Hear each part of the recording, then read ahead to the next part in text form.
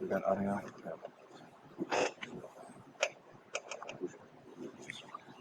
So hi there. So this is how to fight a war without ever actually starting one. And the talk today is going to be on international law, which sounds incredibly boring. I promise you it is not. We're going to get into exactly how not it is very shortly. First of all, as I mentioned before in my presentation, the trigger warning is cyber. I am not going to drink every time I say cyber. I do not have an alternative because there are names of documents that are important. You are all welcome to drink every time I say cyber. You can all suffer together, or you can suffer together. Three major points to start with. International law matters, but it doesn't always matter in the way that Americans or Europeans would expect it to matter. Because, as we'll get to in a moment, it's not really international and it's not really law in any of the ways that we would conceive of. Second, despite what you're going to hear, NATO didn't start out saying we're going to murder the internet. They just have no idea what the internet is or how it works, and therefore they're going to murder the internet, kind of accidentally. And we really could destroy the whole internet, and I, for one, think that would be bad. So just a side note, I'm Brendan. Hi, I'm a little fast talker. Yell at me if I talk too fast or just ask me to explain what the heck I'm saying. I do security research most of the time. I have a cover identity, though, where I pose as a just about to graduate law student at the University of Wisconsin in Madison. So if you're a law firm and would like to hire me, call. If you're a non-law firm and you'd like to hire me, also call. And if you don't want to hire me, well then that's fine. That guy's shaking his head already, so obviously he has no interest. So let's talk about international law, right? It's not just the guy with the biggest gun, though it often is that. So first of all, the word international. This is what you think of when you think of international, right? The United Nations, right? Everybody's part of it, or most people are part of it, and it's awesome, right? It turns out that's not really how international law works. First of all, we think of the UN as a controlling body, and it's actually not. You have to opt into the authority of the United Nations, and you have to opt into the authority of all these things. Now, the UN is a huge, essentially, peacekeeping operation, so if you don't opt into the UN, then the UN tends to send out bad men with guns, right, to force you to opt in. But that's not the way that most international treaties work. Most of them are really, look, either they're between just you and me, so you're bilateral or few-country multilateral treaties, or they're a broad convention that you have to actually explicitly say, yeah, I want to do that. So if we think about, for instance, there's a convention on landmines that relatively recently happened. And the Convention on Landmines says we're not going to stockpile landmines, we're not going to use landmines, we're not going to suffer fools gladly, right? We're going to stop blowing ourselves up. So you determined that landmines were bad. And some countries have signed it, and the other ones still use landmines. And that's essentially, in this concept, fine. They're allowed to do that. Because when we have international law, it doesn't actually mean you have to follow it. It's not really law either. That's the other cool thing. They're kind of like guidelines. We'll talk about exactly how they're guidelines. One other note before I forget. Some of you, how many of you are familiar with the Seasteading Project? Like 2 people. Okay. There's a bunch of guys who want to buy a cruise ship, tether it in international waters, and start their own country. Anybody heard of that? Okay, a few more nods here.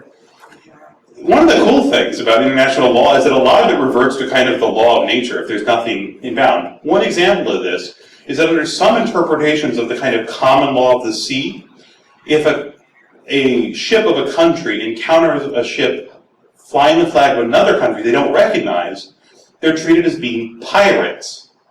And under the common law, all countries have the right to seize pirate vessels. So therefore, some scholars have said, guys, if you start your own seasteading and found your own country and think you're sovereign, the first time one guy with an AK-47 shows up, you lose, because he could be his nation's military. And this is where we get letters of marque and reprisal, and there are all these cool cases, like Supreme Court cases saying, yeah, seizing that ship was a great idea, right? Individual private citizens, in some circumstances, could actually be authorized to take stuff from other people, fly the U.S. flag, and just say, no, that's our ship now. And there are Supreme Court cases talking about who gets the stuff and how it was divided properly, essentially like the way we think of piracy. Right? It's awesome. This is how law works in international law. It is really, do we recognize your status, and do you recognize our status? And if not, we get to have disagreements. So the other problem with this is that there's no enforcement. So let's talk about 2 examples of how enforcement works in international law. One of them is somewhat depressing. My cats are not depressing, but I'm following a friend of mine's lead and including random cat photos in every presentation I make. So, a case called Mexico versus the United States. And you guessed already, Texas caused a problem in international relations. Shocking, right? Meet this guy, Jose Ernesto Medellin. Yes. He's a nice, friendly guy. He raped and murdered a couple teenagers. Probably not a good thing. Here's the thing. If you specialize in criminal law, all of your cases are always bad. Miranda, from whom we get the rights that nobody listens to every 45 seconds on Cops, right before they beat the guy. Miranda was a rapist, and ironically, Miranda, I just learned this, it was great. Miranda died stabbed in a bar fight after a card game gone wrong. The guy who stabbed him was read his Miranda rights. Having been read his Miranda rights and informed of his right to consult with an attorney before testifying, he declined to speak to the officers, later absconded, and has never been seen again. So congratulations, Miranda took a real step for everybody's rights. And this is the good case, right? That's progress in criminal law.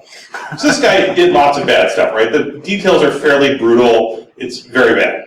This guy's a Mexican citizen. He was in Texas illegally. I know this will all come as a shock to you guys. So, and it's very bad and it's very horrible. So Texas found him. He actually gave a full confession, written, oral, everything, right? So standard criminal defense lawyer's worst nightmare. So, there's this thing called the Vienna Convention, or specifically the Vienna Convention on Consular Relations of 1967. There are all these conventions. It turns out they're all named after wherever the world's diplomats decided to throw a party at any given point in history. There's like 300 Vienna conventions of different types, actually. There's a few Geneva conventions. There's a whole bunch of Hague conventions. This goes on fairly often, right? So this Vienna Convention on Consular Relations has a whole bunch of important things. Some of them are important to the concept of WikiLeaks and why it was bad when the United Kingdom said, we're going to invade the Ecuadorian embassy in order to get Julian Assange back. That was a bad idea because of this convention. One of the lesser known parts of this convention, which I swear I'm not going to tell you all the boring things this one does, but one of the cool things it does, it says if you are in a foreign country and you get arrested by the host country, now again, any host country is a party to this thing, but pretty much everybody's a party to this thing. Countries we haven't done anything other than shoot at for years are still parties to the Vienna Convention. So if you get arrested in a foreign country, the foreign country has to call the US consul. And that's it. It literally just says they have to call the US consul, and the consul has to be allowed to have access to the person incarcerated. To be clear, this doesn't mean you get any special privileges. It means that another guy who's probably also a lawyer, or who has friends who are lawyers who work for him, get to come see you and say, yeah, dude, you're not allowed to kill people in the United States. I'm pretty sure you couldn't have done that in Mexico either. And that's it. There's no special privileges unless you're a special person in your home country. There's no other rights that go along with this. They literally just have to notify the consulate so that if there's a question of, like, you're from, Eritrea, and you speak a language that, like, no one in the United States speaks, they can find the translator so you can meaningfully participate in your legal rights, right? All good things, very simple, very basic things. So, meet Texas. This is the Texas Chainsaw Massacre Pumpkin Carving Contest. I swear the things that come up when you search for Creative Commons images. Shockingly, what did Texas do? They ignored this. They said, this guy is bad. So heck with him. So they convicted him. They sentenced him to death. He appealed.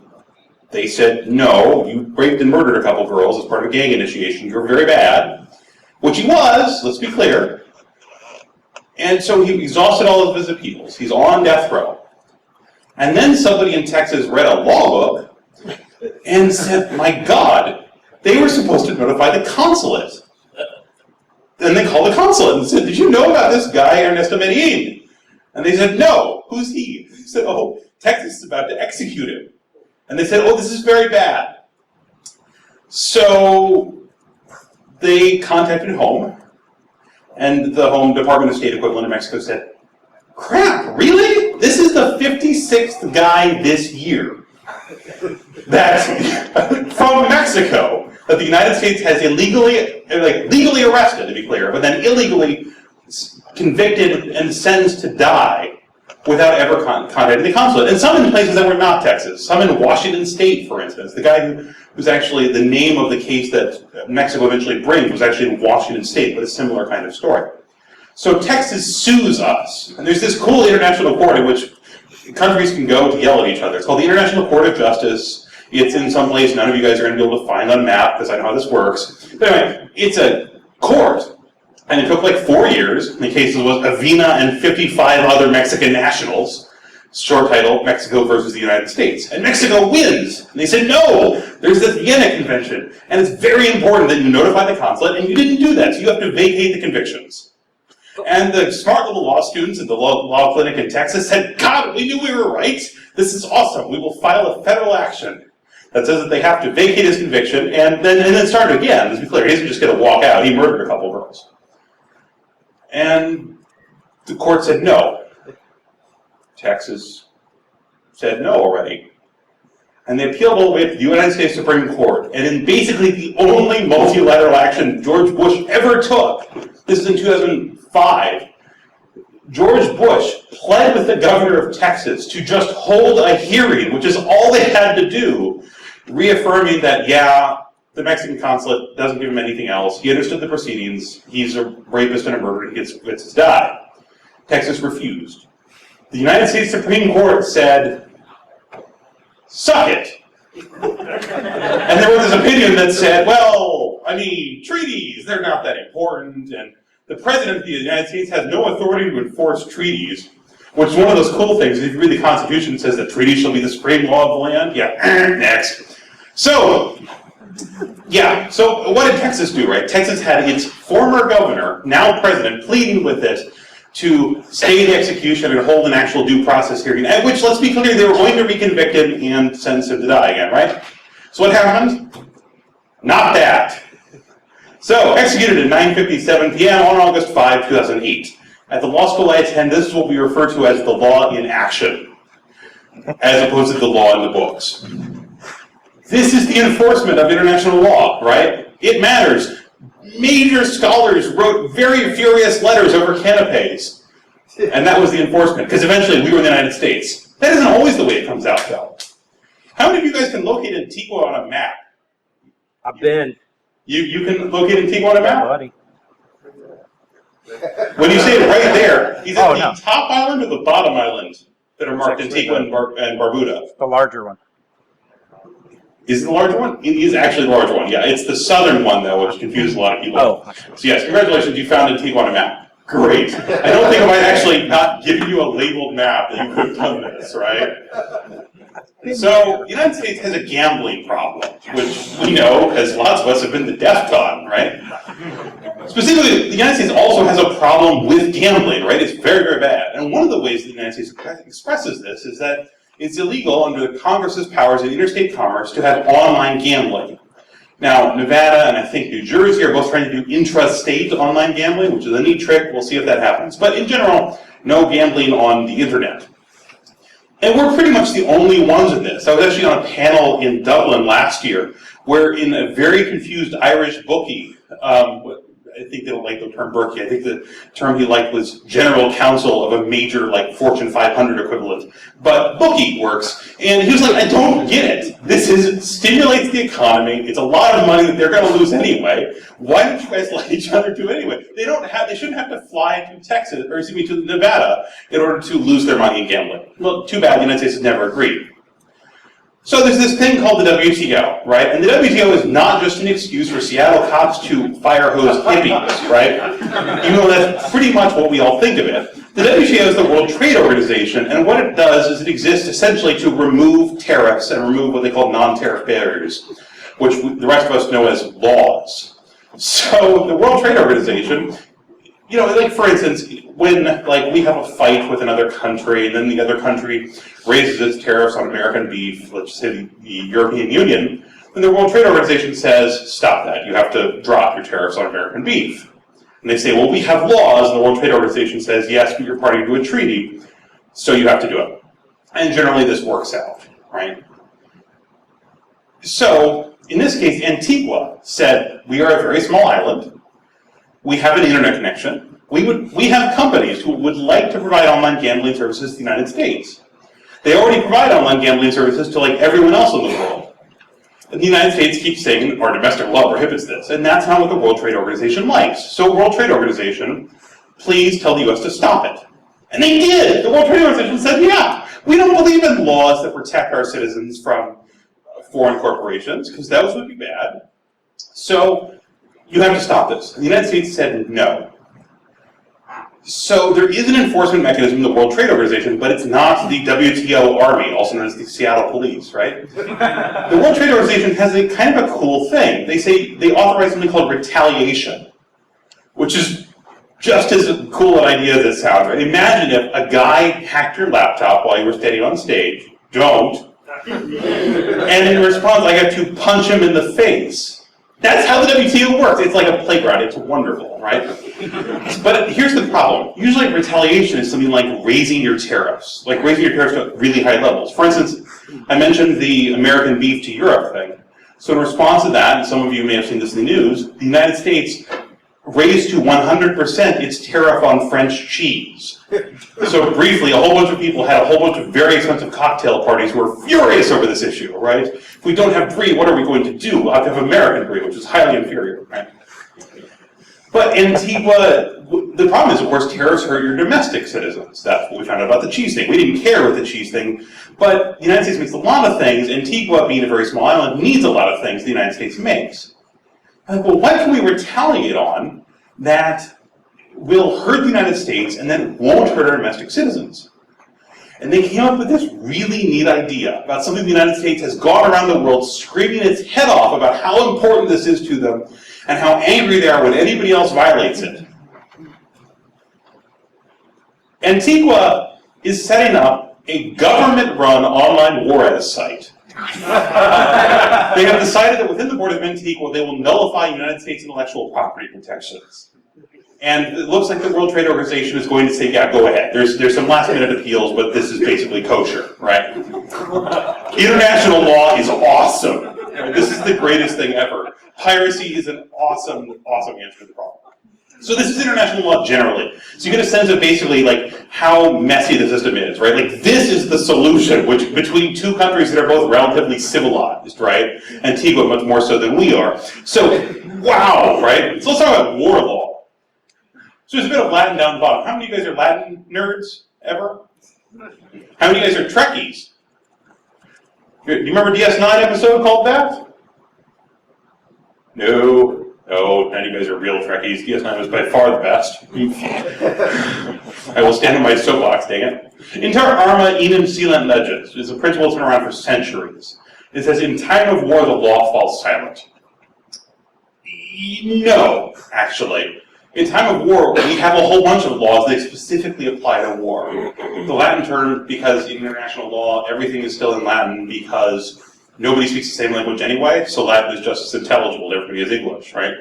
And so the term for the war, or the law that applies in war is jus in bello, the law inside war, as opposed to jus ad bellum, which is the law of how you go to war. So there is a lot of war law. But I already said there's no code and there's no law, right? So how does this happen? Well, we have things like the Hague Conventions and the Geneva Conventions and other conventions named after places that a bunch of diplomats threw a really good party for a few years. And what these do is, again, they're all opt-in, with the slight exception I'll talk about in a minute. But these conventions say you have to not do certain things. They tend to be very just restrictive as opposed to prescriptive. It's not you have to fight wars like this. It's you have to not fight wars like this other way. So one of these, the standard Geneva Convention thing, is you can't shoot prisoners of war. And the reason you can't shoot prisoners of war is because the Geneva and Hague Conventions say you can't do that. Now, they also do things like define war, which is actually kind of an interesting perspective, because the United States, as you all know, has also defined war in increasingly weird ways. But they define war as when a country attacks another country. So when two countries love each other very much. That has certain problems. The United States interestingly demonstrated many of those problems when we just declared our war on Al-Qaeda, because Al-Qaeda is not a state, and so some of these protections don't apply. There's a whole semester long if you want to sit and talk with me over a drink. But suffice it to say, they define war, hot country-on-country action is basically what a war is. This is the main source. So there's no place you can look up in like the code and so, okay, so like law of war, big volume, thunk. Okay, now let's look to weapons, okay, cool, weapons. Now let's look to bad weapons, cool, okay, now let's look to chemical weapons. Okay, so what constitutes a chemical weapon? There's no book like that, right? There is a book for US domestic law. Almost every country has books like this. United States domestic law is something like a bookshelf stretching from that pillar all the way to this corner. It's a huge bookcase full of books, but it is a set of books. And you can look them up. Instead, we just have lists of documents. And if you want to become an international lawyer, you just get to read all the documents, and hopefully you find the thing you're looking for, or you don't, right? So it's occasionally hard to tell when some things are illegal. But the cool thing is that we have nerds who sit around and do nothing except write books on the law of war and how it applies to certain things. We'll talk about one of those in a minute. There's one exception. I mentioned there's an exception. That's what's called customary international law, which is basically what happened in middle school. So imagine you did something, and all of your friends said, no, that's not okay, dude, right? And they all unfriended you, right? They're just like, no, we're all going to ritualistically turn our backs, right? That's kind of how customary international law works. What it says is even if we don't have a treaty on a particular point, if everybody agrees that this is not okay and has been treating this as not okay for a long time, then it's going to be the law. So this is a slight exception, to the concept of you have to opt in. So one example of this would be the Chemical Weapons Convention. Syria, until about a week ago, had never signed or ratified the Chemical Weapons Convention. This means that the Chemical Weapons Convention doesn't apply to Syria under the standard theory of international law. They don't have to not gas their civilians, right? Except for, there are other reasons that they might not be able to. But scholars have said for years, look, everybody's been treating chemical weapons as verboten since World War I. So if somebody does this, it'll be illegal under customary international law. And therefore the United Nations Security Council could justifiably argue that we should go ahead and bomb the hell out of them. So that's kind of how customary international law works. It's very fluid. There's a cool thing called persistent objector status, which literally means that a country has to every year or so go to the UN and say, I still think that rule is crap, and I'm still not going to follow it. So it doesn't get to become custom this year. Which is just as silly as it sounds, right? Like, we generally know that the powers who don't like the law aren't going to like the law. But that's fine. Other thing to mention, war crimes. The things that everybody thinks are war crimes are not war crimes. All a war crime is you're in a war and you broke the law of war. So for instance, again, the Syria thing. Barring some complications, that probably isn't a war crime. Because there could be credible arguments made that wasn't a war. Because a war is hot country-on-country action, right? Now there are protocols, I'm oversimplifying a few things. But basically, just because you killed a whole bunch of people doesn't make it a war crime.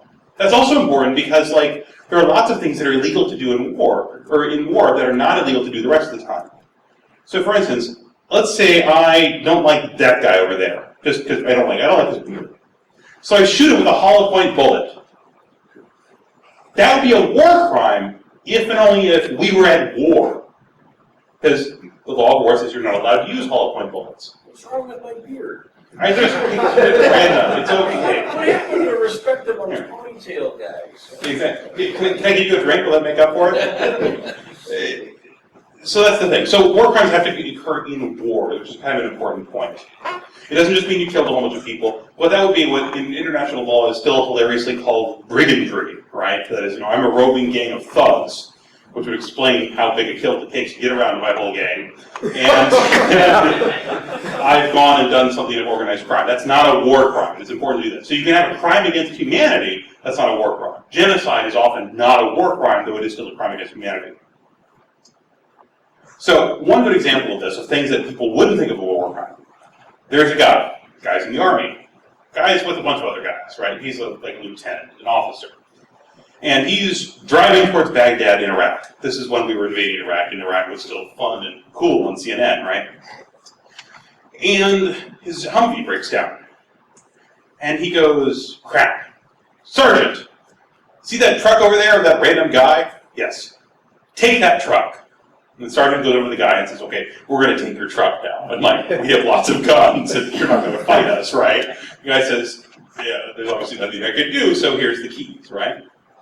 And they drive away. That was a war crime. But not for the reason you think. The reason it was a war crime was not that they took the truck, it's that they didn't give him a receipt. Because in the law of war, you can take stuff as you occupy a country from the occupied people, but you have to give them receipts so that they can get it back at the end, or so that you can pay them compensation. So it was a war crime. So how do we enforce this war crime? Right? I mean, this is a farmer. He has no way to enforce this. Well, there's several different ways we enforce war law that are important.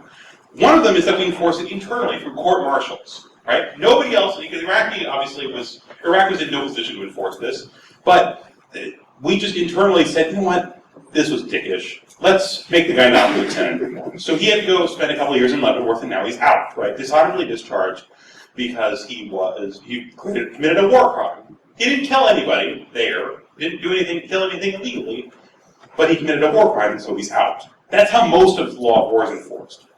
There's also this cool thing called interbelligerent communications, which really happened, where, imagine you've got a small patrol boat, right? So there's like 50 Germans on this small ship. It's a service ship, not a submarine. And they pull up to one of the largest ships in the universe, a hospital ship owned by the Allies. And they say, hey guys, we thought we'd come aboard to make sure you're not smuggling anybody. Would that be okay? And they said yes. Because if they didn't, they'd blow up the hospital ship. This is called interbelligerent communications, and it works amazingly well. If you have two countries who have some vague semblance of respect for each other, they can enforce the law of war so that they know that the hospital ship isn't smuggling guns, and then that the Germans aren't going to blow the hospital ship up. Everybody gets to be okay. And the reason we do this is because it's important that we have something to return to. If we have a history where we say, you know, God, the Nazis blew up our hospital ships as a usual practice, and then they machine gunned the survivors and executed their prisoners of war, why would we ever have a peace treaty with them? Why would we ever have any peace treaty with anyone who'd ever done something like that? We would proceed and proceed and proceed. We wouldn't stop at Berlin. We'd salt the earth. We'd never allow another person on the planet to speak German ever again, because there'd be nothing left to return to. And I think interbelligerent communication is the perfect example of why that's a bad idea. We want to, look at our relationships with Japan and Germany now. We have a really good relationship. It's good for everybody. They're both WTO members. They presumably will steal from Antigua, right? It'll be great. So we have this kind of law because it's important. We can also enforce it with war crimes tribunals. That sucks and takes decades. No. This was a thing, just as a slight side of what I was just saying. Not everybody thinks we should have this law of war. Like, it's a war, they're Nazis, let's kill them. Yeah, okay, let's kill them. Let's follow the rules. And the rules are not just rules for gentleman's conduct in combat. This really is Dr. Seuss. Dr. Seuss was a raving jingoist who wrote editorial cartoons almost every day of World War II. You can look them up all online. They're amazing. But it's not just, well, we've gotten bricks thrown at us, and so, we're going to throw away the old book, which is what it says, right? We don't do these things because we don't get to have a civilization if every time we have a dispute that gets too out of hand, we salt the earth. We don't do this. So finally, at very long last, why is this all applicable to hackers? Well, there's this city in Estonia called Tallinn. Does anybody know why Tallinn is important to the history of hackerdom? Russians attacked it, took up the banking system. Exactly. It was the first hot nation-on-nation action of cyber warfare. We're going to have to use it because that's what they use. Okay? So, NATO set up a think tank in Tallinn.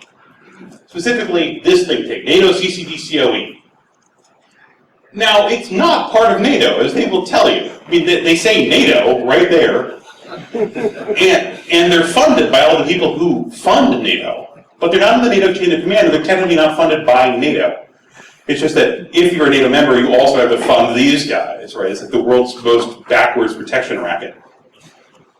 This is who did this. They spent 3 years sitting in Tallinn saying, I think there are probably rules that say that Russia can't just blow up Estonia's banking system, right?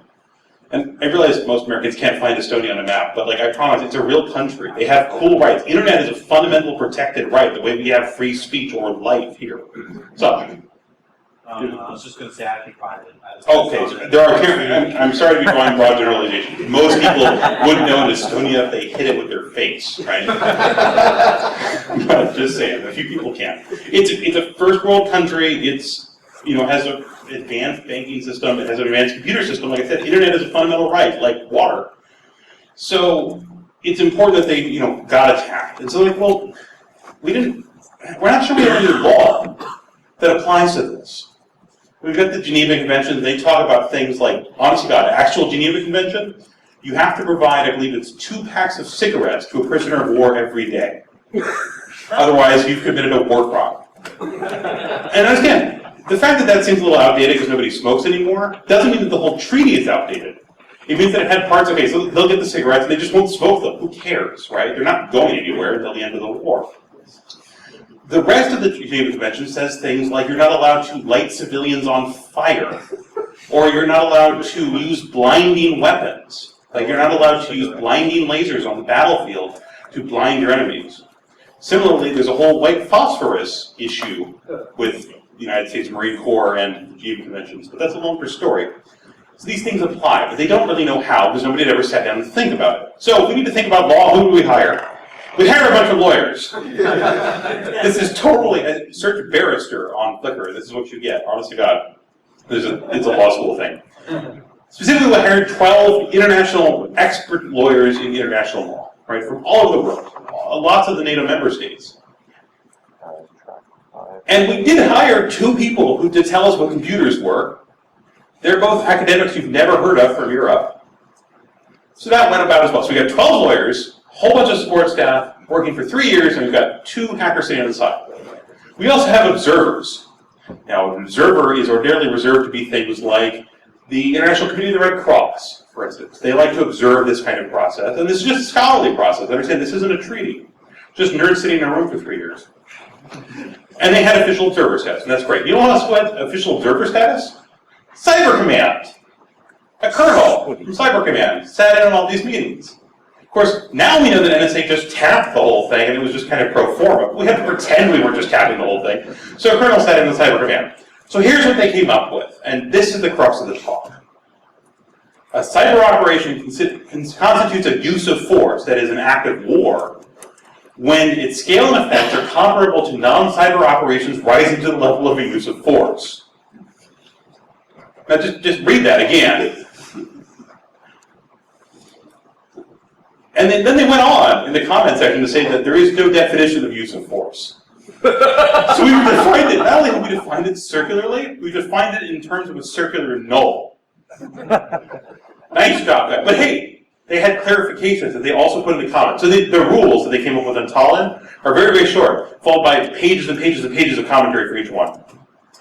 Here are some of the cool other things. Turns out, the higher the common criteria assurance level, the more likely it is that it's a use of force. So if I hack your EAL7 formal system proven computer system, that's almost definitely an act of war. Whereas if I just pop root shell on your Windows PC, even if it's on the president's desk, that's probably not a use of war. It's also less invasive to attack anything ending in .com than it is to attack anything ending in .mil, which is awesome for a whole bunch of reasons, not least the use of force by a nation state against civilians. But it's not going to be invasive, even if we do it against civilians, they went on to say. They said that if you can evaluate how bad the damage was, it's more likely that it's a use of force than if you can't evaluate the use of force. Can't evaluate how bad the damage was. I can't tell if he's yawning or horrified. Oh, he's horrified. Cool, okay, just checking. If you're yawning at this point, I'm going to be like, God, kill me. No, it's important, right? Because this is terrifying. Who let the common criteria evaluators define war, right? But here's the very best part. Though invasive, cyber espionage does not rise to the level of use of force. So that's everything, right? Everything we do is a use of force. Essentially, the summary is that if you don't kill someone, because that's what they talk about. They talk about it has to be damage equivalent to a kinetic operation. So if you don't kill anyone, like you would with a bomb, then it's not a use of force. Well, that's kind of awesome, because that means if it's not a use of force, then it's not an act of war. So that means we can do all this cool stuff, and as long as it's digital, it won't be an act of war, and they won't be able to go to the UN Security Council and say they did war on us, and we don't going to invade them, and we're going to bring democracy to them. What? We had 12 lawyers sitting for 3 years. Do you know how much a lawyer costs? We paid them billions of dollars, and this is all they came up with? So let's talk about a few things that wouldn't be covered, that might come to mind. This is not an act of war. You guys not know that this is Travis Goodspeed's app, Friend Finder app? Go Google APT Friend Finder. But globalized espionage and attacks to the economic infrastructure, like what happened in Tallinn, are not covered by the Tallinn manual. That's like not talking about what your car does in the car manual. It's an amazing concept. So other things as part of espionage. How many of you know that OSX, fairly uniquely, has 2 Department of Defense signed roots of trust in its key store? One guy. So that means that without any popping of boxes at all, the Department of Defense can imitate VeriSign, not go to VeriSign and demand its keys on the kind of NSA level stuff. Just sign it using the same signature they use to sign the CAT cards, the military ID cards, and run man in the middle on the whole world's internet connection in front of anybody who has OSX. They get the Windows guys the other way, another way. And that won't be an act of war. Even if they then use it to spy on the entire European Union, it won't be an act of war under this definition. That's kind of awesome. Here's another awesome one. Kaminsky and Tony Capella both administrated a internet-level rerouting the whole thing at the same conference at the same time, which is a little bit unfair because Tony Capella is also a really cool guy, and Dan Kaminsky's "I blew up DNS and it ended the world" overshadowed the "I'm a random sysadmin and it blew up the world" thing. But Tony Capella was able to actually send out a BPF packet that said, you know what, just give me all of YouTube's traffic. You know the thing that happened accidentally in Pakistan, where they retook all of YouTube? We can just do that on the fly, and we can actually reroute it so it's transparent, so you'd never notice that YouTube was down if we did that. Here's the cool part. 1, let's say that as part of a legitimate military operation, as part of a declared war, I, country A, have decided that I don't like that guy's nuke sub. And the nuke sub is on the Wi-Fi, because let's just say it's on Wi-Fi. I don't handle your routing problems. Just put the sub on Wi-Fi, right? I used to work for military research. Put the sub on Wi-Fi would not be as crazy as some of the things I did actually here. So he's got a Wi-Fi enabled sub. So I am sending packets, I'm going to pop root on his box, and I'm going to melt down his nuclear submarine. Legitimate act of war. There are some environmental things, but basically legitimate act of war. Random country C, this guy who looks about 12, goes, you know, I don't want to make Brendan a war criminal.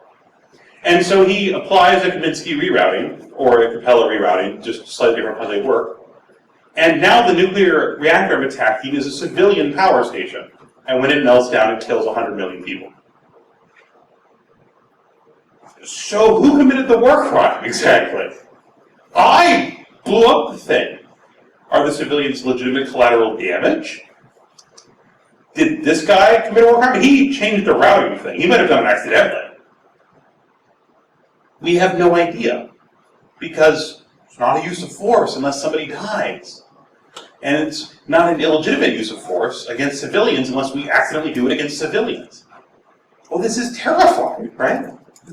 Here's another cool thing. It turns out that it's illegal when prosecuted a war to drive tanks through Switzerland or any other neutral power, right? Anything neutral in a particular conflict, you can't use their territory. Otherwise, they're not really neutral. The internet is just a series of tubes, right? It's not a big truck. So what if I just reroute your stuff transparently? You'll never even see it because it relies on a foreign network through Switzerland. Every one of your attacks now is a separate and indictable war crime that we could then hold a war crimes tribunal and indict you for. And you didn't even do it. That's kind of awesome, right? So the problem is, since we've done this, Well, actually, let me talk about one more thing. Fire sales, because that's totally legitimate. In Charles Ross's Halting State, if you haven't read it, go read it. We could attack the financial infrastructure, we could attack the routing infrastructure, we could start blowing up dams as long as nobody cares, and as long as it wasn't as much of a blown up dam as we would have gotten if we dropped a bomb on it, until it becomes a kinetic equivalent level of power destruction. That is, until we blow the Three Gorges Dam to about 500 million people. It's not going to be an act of war. Well, why would that be bad, right? Well, here's the thing, and this is the thing that the United States hasn't had to remember for a little while, but I think we need to now in the concept of the internet.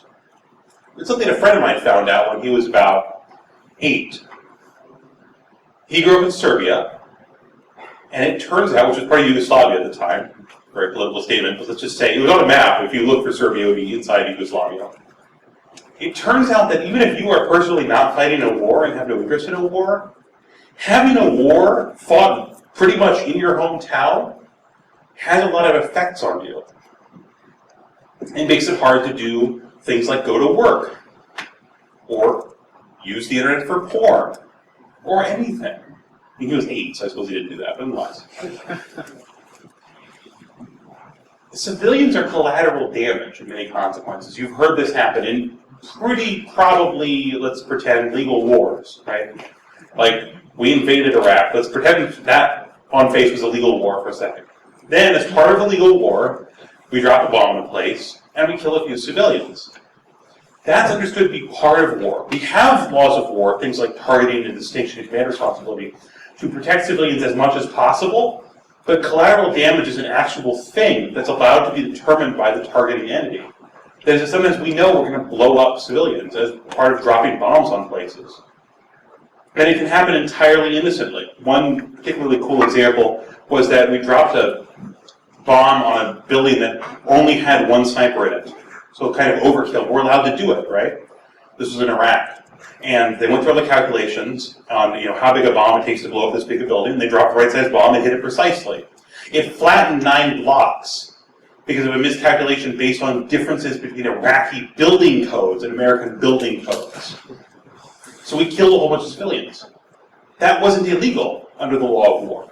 It just happened. It was very sad. They were very sad. Remember how Stuxnet got into hospitals but allegedly didn't cause any damage? Imagine if that's every single day on the internet. You could infect it with a military-grade attack because you're collateral damage. Let alone what happens when the NSA comes to you and says, as they did on Wednesday, that they require the ability to spy on American citizens, otherwise it's going to be like Yemen in here. That's what they said. We're allowing everybody to use the internet as just a free fire zone, which means that ultimately things we all care about, like our banks and our jobs and our siblings, are going to get killed in the crossfire, even literally. They might actually die when you knock out all the generators that power a hospital. And it's a war crime if you intended to do it, but if they're just collateral damage, if it's just, whoops, we forgot to put in all the extra checks into Stuxnet so that it actually, so that it actually doesn't go off if it's in a hospital, I guess it just happened, right? They were collateral damage, which is chilling when, what's that guy's name? The guy, the Oklahoma City bomber. Tim McVeigh, thank you. I had mixed something, and I knew it wasn't McDonald, and I was confused. It's chilling when Tim McVeigh describes children as collateral damage. But this is what the nation's militaries do all the time, because they have to. Because we're in situations where bad men with guns surround themselves with good people without guns, and sometimes we have to blow up that because it's a nuclear weapon. Assuming it really was a nuclear weapon, we have to drop on a bomb on it because we have to make them not set up a nuke, and we're going to kill people, and that's incredibly unfortunate, but that is often how war works. But the internet doesn't have boundaries. It doesn't have nice, easy distinctions like that. So we end up in a situation where we're all going to be collateral damage. We're all going to learn the same lesson that my friend learned at 8. He said, we're all going to learn it right now. And on an ongoing basis, because we've written the Tallinn Manual to say, totally fine, guys. So what are we going to do? Well, one thing, and this is one step. Remember I mentioned customary international law before? It turns out that if all the countries get together and say, this is a lie, we're not going to tolerate this anymore, they can just change the law, especially because Holland isn't a treaty. Holland is just nerds sitting in a room. We could fix this by essentially convincing, on a globalized basis, everybody that this was a really bad idea.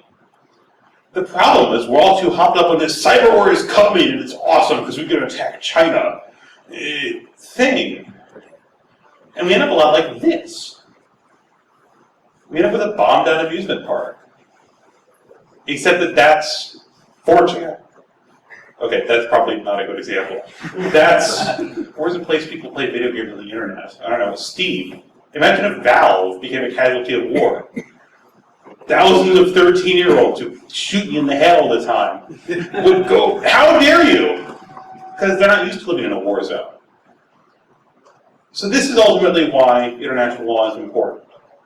It's important because with no fanfare at all, we released an incredibly important document that says that the world's greatest minds, arguing for 3 years, decided that no blood, no foul was a good idea, and not just something your coach says. And they applied it to the internet. And now we have the military doing horrifying things all over the internet. This is why no one's saying, you violated our sovereignty, when we find out things like the NSA spied on the United Nations or spied on the European Council. Because they didn't. Because they all got together, all the NATO powers got together, and decided this was all going to be okay. So we've ended up in a situation where the militaries are all complicit in this. And now when we have military spying, look, the book says we could do it. We can change the book. But the countries have to agree to change the book. So it means that we have to agree to change the book. Well, that's hard.